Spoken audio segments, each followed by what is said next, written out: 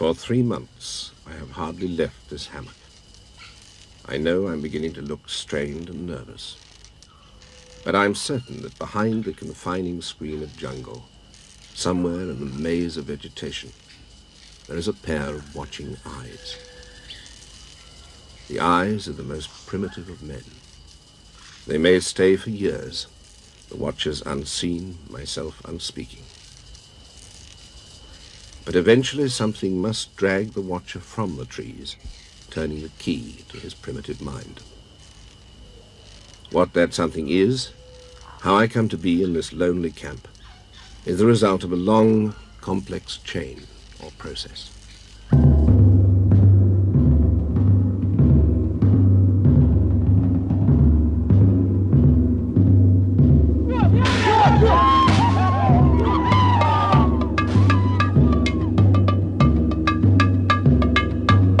The process started with the capture of a child.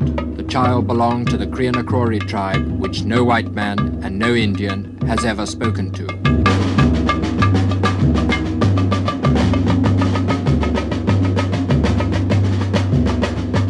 The next stage required the help of Indians who were once as unknown as the unknown Cuminapanema.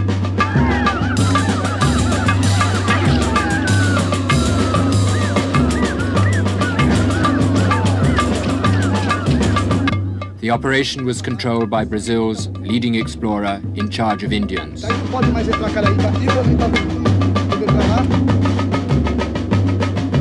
And everything developed in the jungle through his shy and short-sighted brother, who looks like a schoolmaster and lives like a hermit.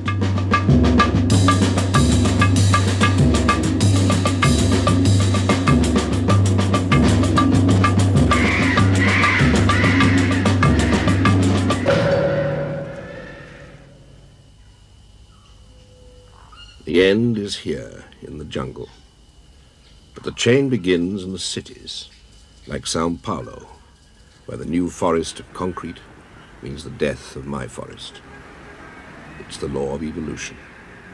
The new race always destroys the old. The world is exploding with people. They need food, space. Riding in metal, moving on concrete. They will devour the jungle within 30 years.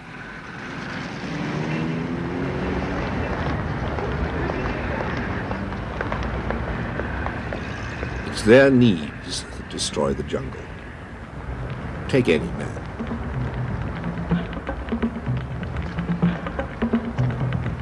It's his economic necessity that ultimately launches my expedition. First, his need for food draws the immigrant from Europe, then sends him to the interior for land.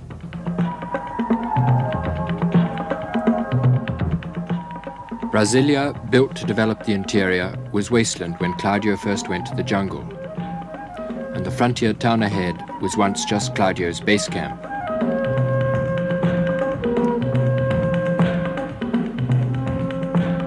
A road has opened up the unknown land Claudio was the first to cross, but into the unexplored jungle ahead, prospectors are already smashing their way in.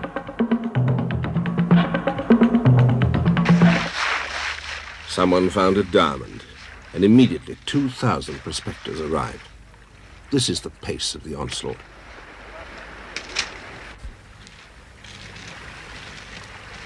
These are the bearers of civilization to the unknown Indian, like our Cuminapanema. They're not anthropologists. They're not trained or educated.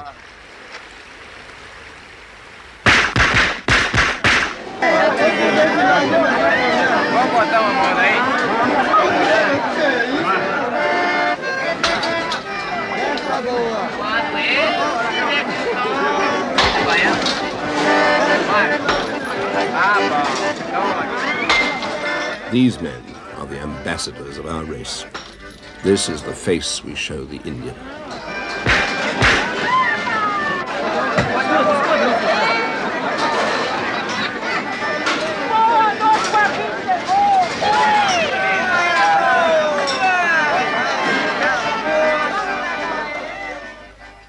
The face of the Indian is more gentle, even when she's become the miner's prostitute.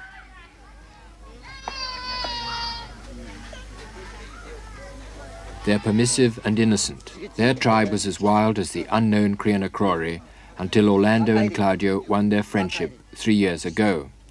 Now they've been bought for old clothes, and their husbands who did the selling try to tell Claudio how it happened.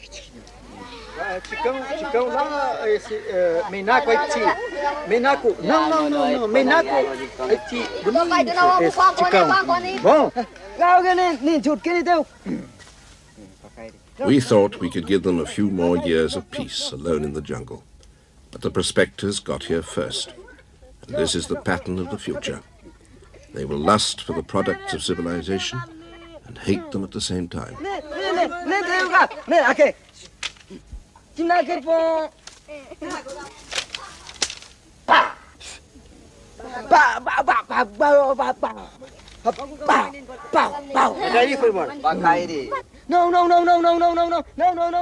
As I watch him, I watch my own responsibility.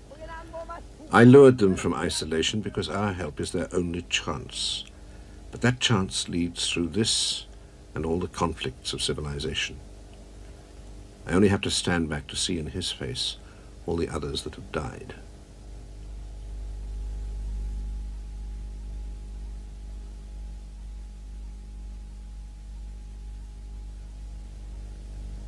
Indians have no resistance to our diseases, and though we succeeded in wiping out TB in this tribe, how can we speak of success when it demands this price?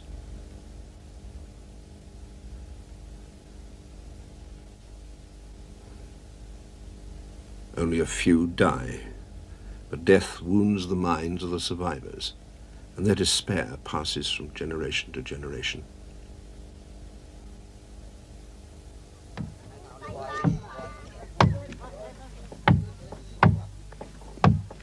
Their legends rise from this land. Their spirits live under this river. So to move them away from the prospectors is to risk their beliefs and the society built upon those beliefs.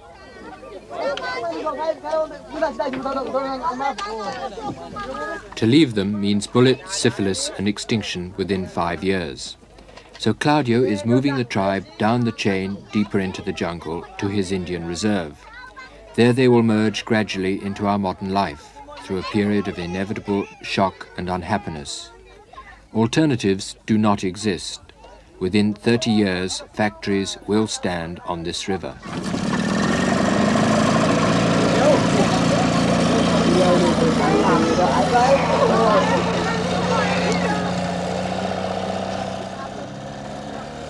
I've launched a dozen tribes on this journey. Soon the unknown Cuminapanema will have to follow.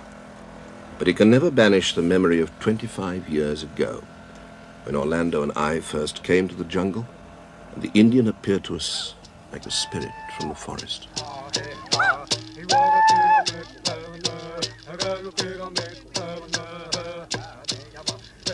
In the Indian, it was the forest that danced, and the wilderness that seemed free.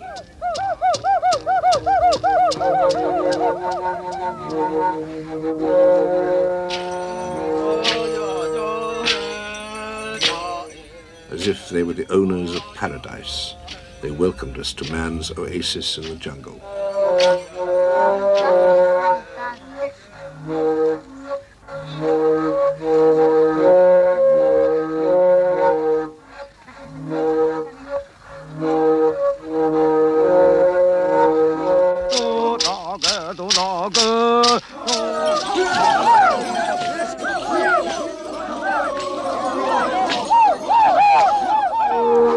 Music rises from the secret places of a people's soul. The dances were the cathedral and throne room of Indian life. The dances joined each man in harmony with his universe.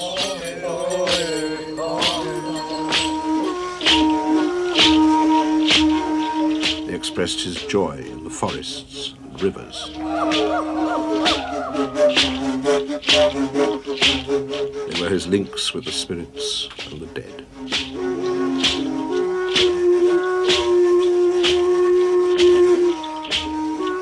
Indian life, we realized, was not barbaric, but in its setting, very civilized. A cultured harmony between man and his environment. The dancing stopped when Fullll, brought by our expedition, swept through the villages. We radioed for medicine to the government department that had sent us. "How can we look after Indians," was their reply, "when there's not enough medicine for the slums of Rio?" And thus we learnt, as young men, that though some Indians may be murdered, most die from neglect. So we bought medicine from our salaries and organized our men into medical teams. But at the end there were 9 graves, including the chief. And Indians also believe that most disease comes from magic. The witch doctor was accused of causing the epidemic, and completely passive in his fatalism, he lay for several days in his hammock. He just waited until they came for him in a night of full moon. They clubbed him to death in the village square, close to the eagle's cage.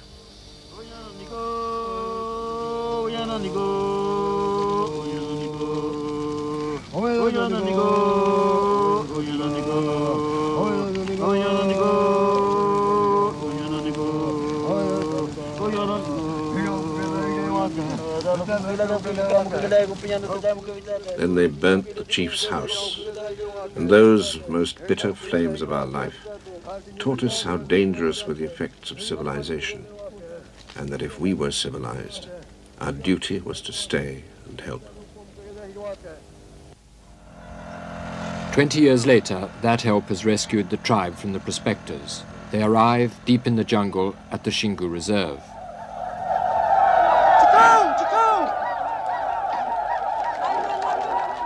It's the brothers' policy that isolated tribes are taught to live with other Indians before they live with civilization. One day, the unknown Cuminapanema tribe will arrive like this.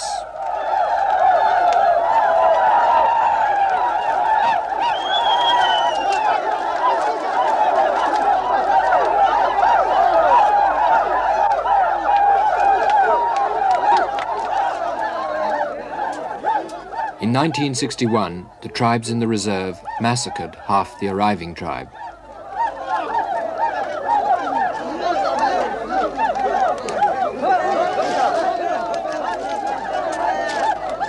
Some years before, the arriving tribe had stolen a girl from the reserve Indians who now want her back.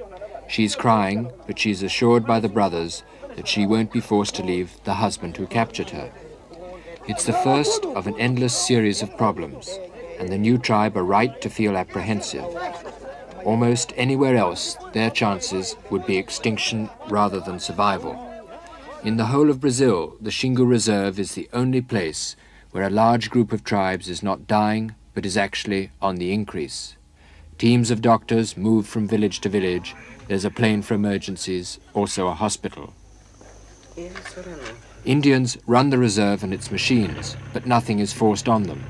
They're only taught what they want and when they ask for it. Fábio brincava na calçada e logo se... They ask for our tools and techniques, but the old culture remains the unchallenged core of their society. What the brothers offer is a period of adjustment before the full shock of the modern world. And so, invading prospectors are thrown out. Mas eles estão ainda em estado de briga. E a sorte dos senhores também foi entrar à direita aqui no rio Culuene, porque se o senhor continua em linha reta, ia cair na mão dos Juruna, que também não iam perdoar. Se escapar... But for the Indian, there is no punishment, no police, and no law beyond persuasion.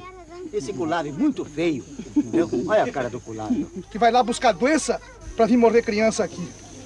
Vai lá buscar doença e depois começa a morrer criança, que agora não tem criança a morrer.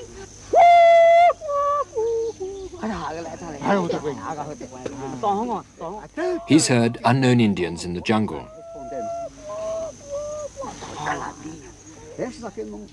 They're offering to capture them, but Claudio says he must do it. It's the start and foundation of his whole policy. Com relação cachimbo! Com relação cachimbo! Estamos na escuta!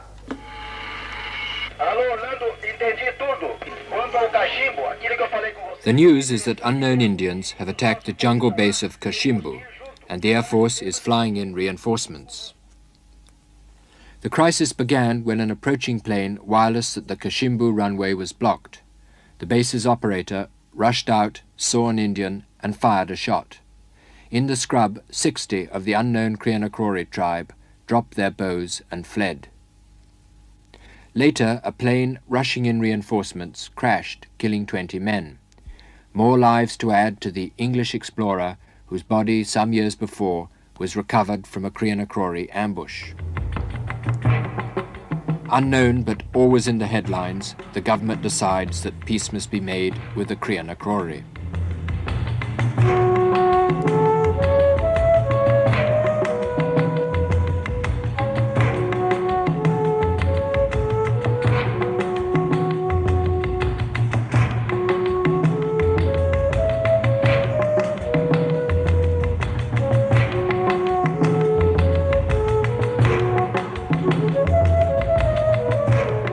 To find the only tribe that knows the Crianacrori, I traveled deeper into the jungle, across the reserve. Cage a bird and it will die. Cage an Indian and he loses the will for life. That's why we fought for the reserve.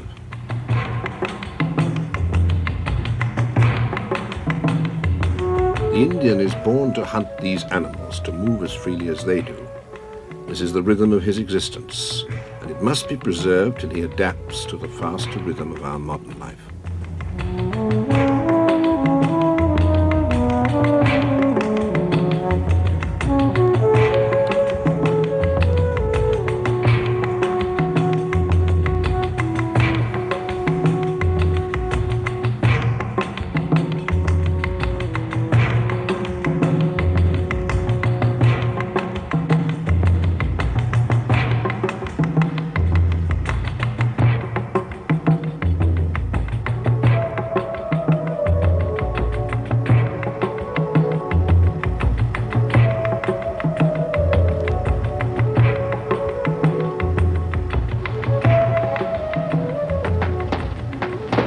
Indians love a party, an arrival, any sort of excitement.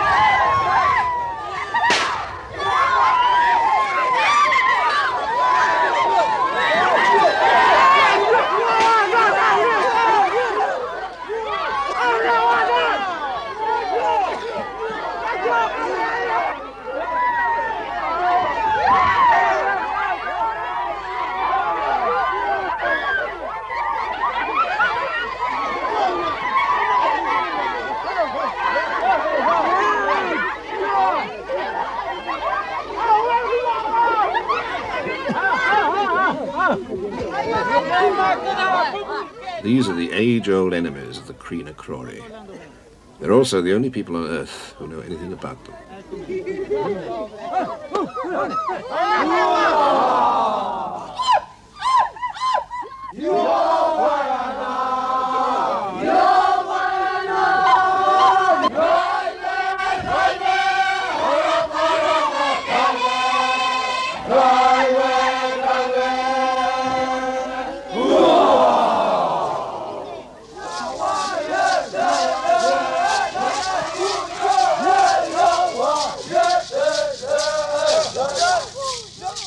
The Zuka Hamai tribe were the greatest fighters of this century.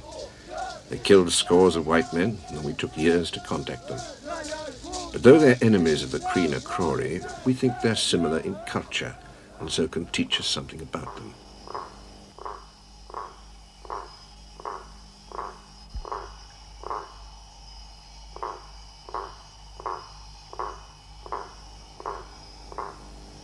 Inside the group, they're loving, generous, and affectionate. But outside is the jungle, and there everything hunts and is hunted.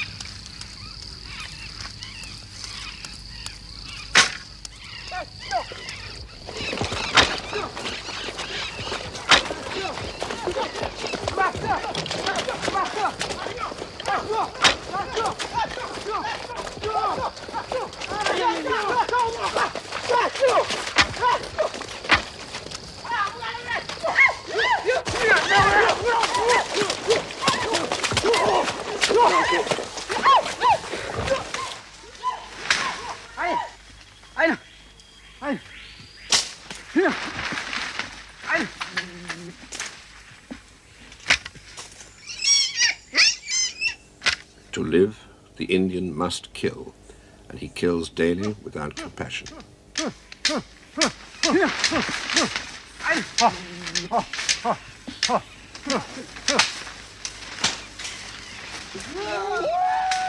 He watches death with flat, unresponsive eyes. And until you understand the killing, you cannot understand the Indian.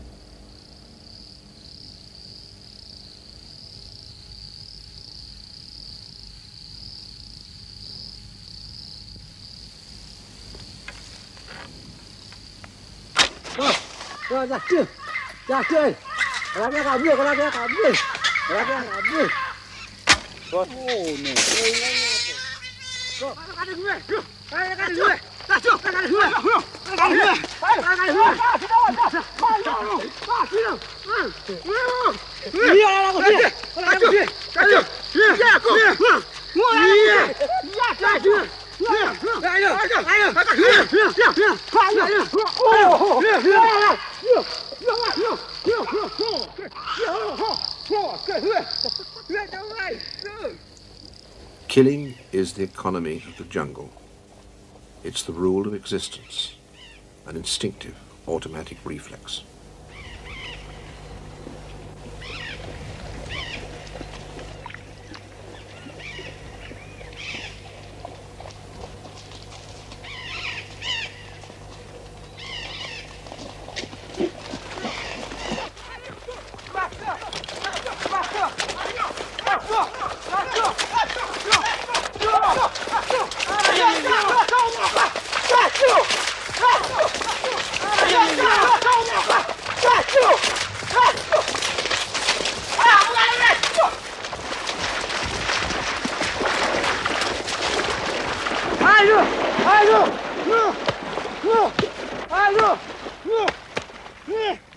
This is the barrier we must cross, a constant, unthought rain of clubs.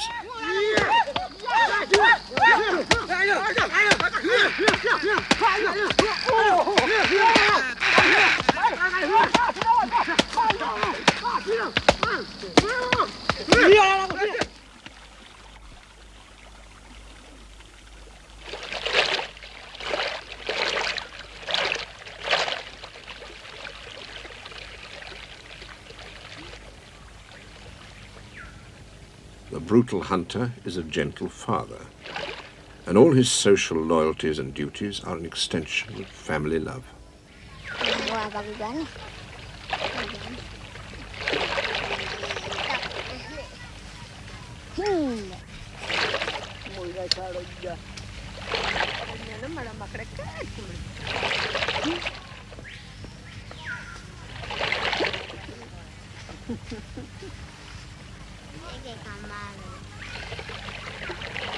They are as loving as we are, and probably more gentle.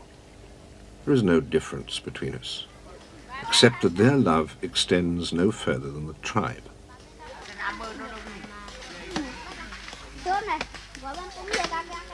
The ancestors of these Indians extended family love to include all the relatives that form a tribe. In our case, the Romans extended citizenship from a city to a whole empire, and Christ developed this into the brotherhood of men. So how can these Indians understand that all men have rights when they've never lived in an empire, never known anyone outside these confined limits? Beyond is the jungle, where only the killer has the right not to be killed.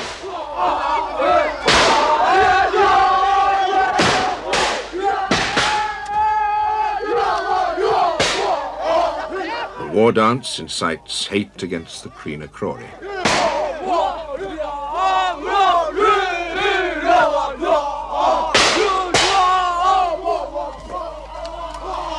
Brutal and murderous, but there's something universal in human nature which responds to the strange idea that it's wrong to kill. They still kill, but they understand why I don't, and so they will help me now.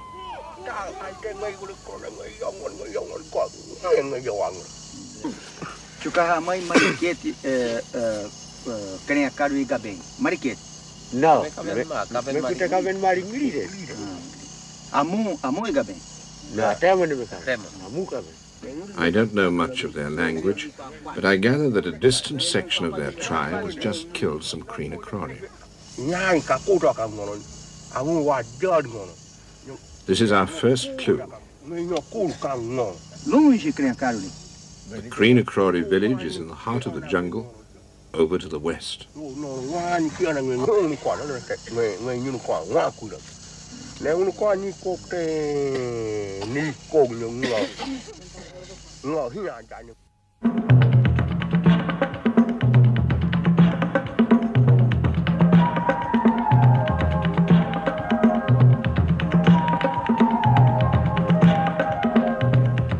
We are flying across the largest unknown jungle of Brazil, the home of the Kreenakrori. We hope to give them a few more years of peace, but a road will be through soon, and already there's an airstrip by the section of the Zucahamai tribe, which recently attacked the Kreenakrori.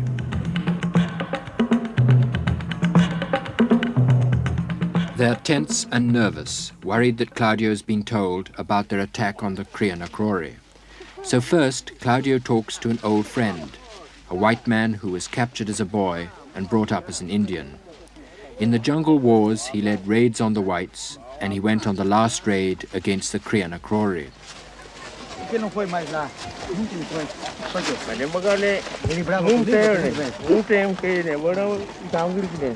Indians are always confused in their stories of war, so Claudio often asks them to reenact their battles and attacks. He says that a Kreenakrori village is like one of his tribe's jungle camps, and that if the rest can be persuaded, the attack should be acted there.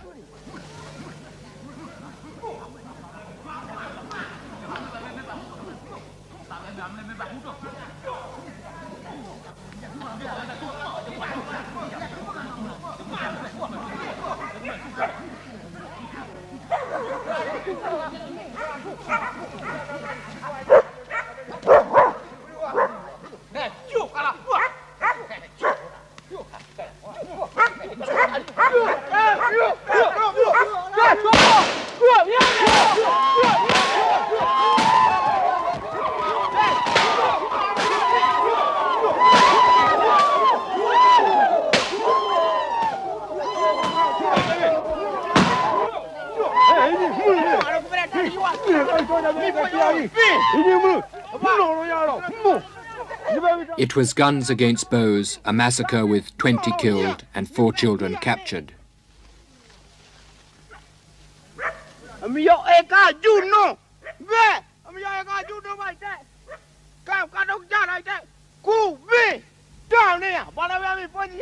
These captured items are a symbol for me of the jungle war. The necklace contains beads I gave a Zucahamai. A Kreenakrori killed him and put the beads in his necklace. Now he's been killed, a Zucahamai will wear it. I listen to accounts of meaningless slaughter. But if I cease listening, I realize that this is a world unaware that murder and cruelty can be wrong. Watch their treatment of the captured children. White men can be just as cruel, but they would never let me see.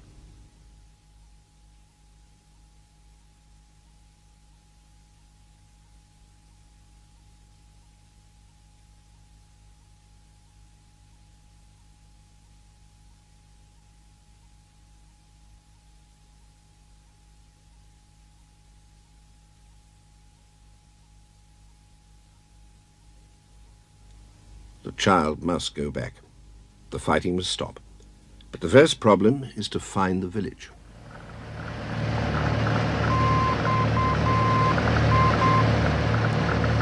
Even with directions from the Zucahamai, the search goes on for days. The village of the massacre will be abandoned, but they hope it will lead to other villages nearby.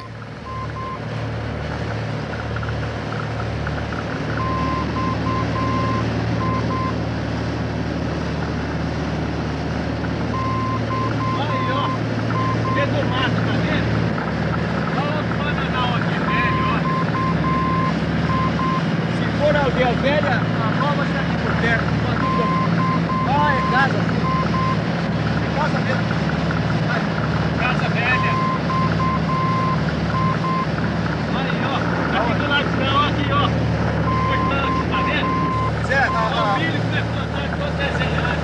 Mas que beleza, que coisa, olha. Tem uma plantação ali em forma de cruz, né? As casas devem estar um pouco mais para cima. Deve estar mais para cima. As casas aí, olha que coisa bonita, rapaz. Que maravilha isso.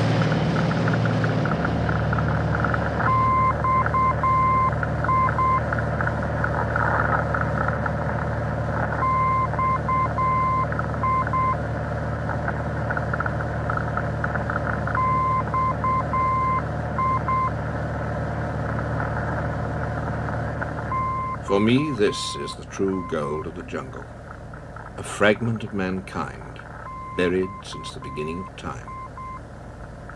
What right have we to trouble these tiny dots below? They don't want us. But the world has found them, and we already know the price of that discovery.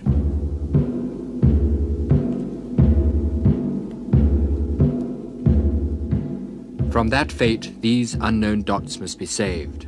Their village is only a small one, but Claudio hopes to use it to approach the other villages, which he believes are somewhere in the surrounding jungle.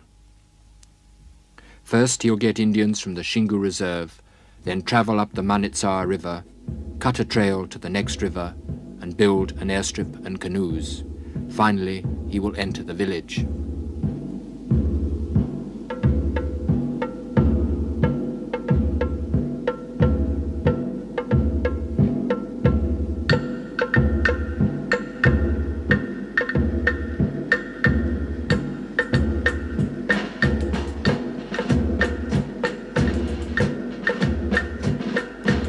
They come from a dozen tribes. Once they too were unknown Indians watching Claudio from the trees. Now they wear clothes to distinguish them from a war party and will help find the Kriana Quarry.